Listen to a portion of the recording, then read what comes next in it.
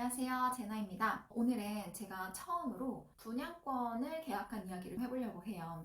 근데 얼마나 됐지? 지금 벌써 이제 2달이나 됐네요. 이 이야기를 근데 하자면, 처음부터 해야 될 이야기가 많아요. 제가 본격적으로 관심을 갖고 재테크를 시작을 한 게 이제 약 한 3년 정도 되어 가고 있어요. 아직 만 3년을 채우지는 못했는데, 뭐 여튼. 근데 부동산 투자도 종류가 굉장히 다양하잖아요. 근데 저는 좀 지금 생각하면 난이도가 높다고 생각되는 것들을 먼저 건드려가지고, 그러니까 뭐 빌라라든지 아니면 굉장히 오래된 아파트들 혹은 굉장히 오래된 뭐 상가, 뭐 오피스텔, 그냥 소액으로 투자할 수 있는 것들을 찾다 보니까 그런 것들을 먼저 시작을 했었거든요. 분양권으로도 첫 부동산 투자를 시작하는 분들이 많은 걸로도 알고 있어요. 저는 이제서야 분양권이라는 걸 처음으로 계약해보게 되었습니다. 일단 실제로 계약을 해보면서 이제 느낀 점이 당연히 실거주용은 아니고 투자용으로 계약을 한 거고요. 이게 좀 약간 마음이 편한 게 있더라고요. 어쨌든 신축이 될 아파트의 권리를 제가 계약을 한 거잖아요. 지금까지는 워낙에 아까 말씀드렸던 것처럼 되게 오래된 아파트들만 샀었어가지고 신축에 대한 갈망이 좀 있었거든요. 그게 좀 해소가 됐고 근데 제가 실제로 지금 하고 싶은 이야기는 뭐 이 분양권에 대한 이야기라기보다는 이번에 이 분양권을 매수를 하면서 당연히 이게 잘 될 거라는 확신이 있었으니까 제가 이 계약을 한 거겠죠. 근데 이전에 다른 투자들에 비해서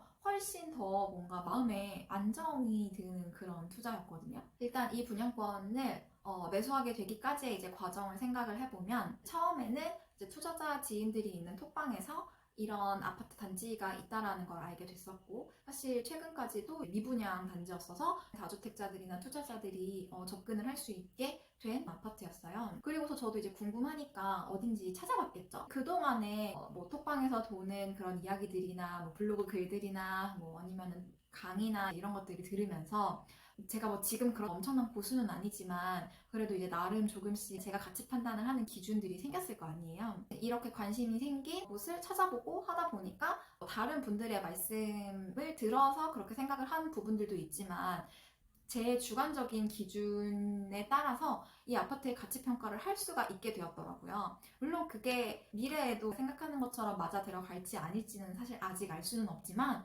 그래도 어쨌든 간에 이 아파트는 투자할 만한 가치가 있다, 없다 라는 거를 판단하게 될 수 있다라는 게 저는 스스로 좀 놀라웠고요. 그런데 투자 가치가 있는 아파트라고 생각이 되는데 결정을 못하고 망설이고 있었거든요. 이제 부동산 투자 같은 경우에는 그 사람마다 가지고 있는 포지션이 굉장히 중요하잖아요.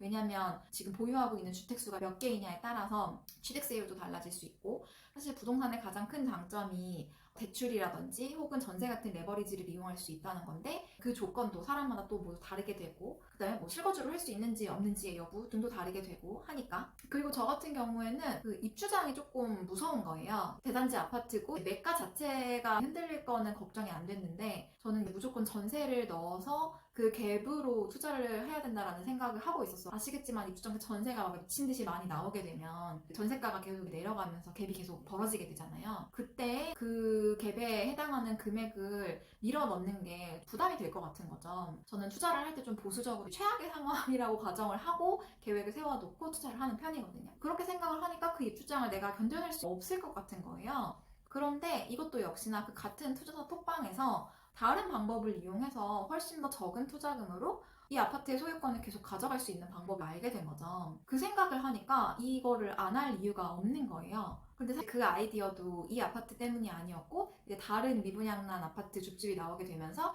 거기에 대한 이야기를 하다가 알게 된. 그래서 바로 다음날 그냥 회사 휴가 쓰고 달려갔어요. 현장에서 변수가 있었죠. 이제 계약을 하려고 했던 평수가 좀 바뀌기도 했고 제가 그거를 이제 5월에 매수를 했는데 그러고 나서 굉장히 급격하게 그 미분양이었던 아파트가 물량이 소진이 되면서 현재는 프리미엄이 붙어서 거래가 되고 있어요. 아마도 제 것도 프리미엄을 받고 매도를 할 수 있을 거는 같은데 원래 계획이 그게 아니었고 이게 뭔가 또 괜히 신축에 대한 갈망이나 이런 게 있어서 가져가려고 합니다. 저보다 훨씬 투자를 잘하시는 분들은 빠르게 투자금을 회수를 하고 또 이 투자금을 시드로 해서 수익을 낼 수 있는 다른 투자들을 하실 것 같은데 최근에 저는 이제 부동산보다는 다른 재테크에 많이 관심을 가지고 있어서 이쪽에 많은 시간과 역량을 쏟을 상황이 안 되어서 그냥 현재 제 상황에 맞추어서 세입자도 받고 하면서 조금 긴 호흡으로 가져가야겠다라는 생각을 하고 계약을 했어요. 이전에 투자들도 돈을 벌 수 있을 거라고 생각을 하니까 시작을 한 거긴 했지만 이번에 분양권을 매수한 거는 정말 편한 마음으로 계약서를 썼던 것 같습니다. 제가 이번 분양권 매수를 하면서 느낀 거는 이런 정보를 알고 계약을 할 수 있었던 거는 주변에 어떤 사람들이 있었냐가 일단 되게 중요했다고 생각을 하거든요. 그리고 길지도 짧지도 않는 약 3년이라는 시간 동안 솔직히 열심히 했다고는 말을 할 수는 없지만 시장에 계속 관심을 갖고 야금야금 알아왔던 그런 정보들 큰 도움이 됐다라고 생각을 합니다. 아직 나이가 그렇게 많지 않고 자산을 하나씩 하나씩 쌓아가는 그런 입장에서 이런 과정들이 되게 재미있는 것 같아요. 저는 좀 원래도 경험주의자이기는 한데 이런 경험들을 하나씩 하나 쌓아가는 게 그리고 또 내가 몰랐던 것들을 알게 되고 내가 생각했던 예측이 맞아 들어가는 거를 두고 보는 그런 재미 같은 것들이 있는 것 같습니다.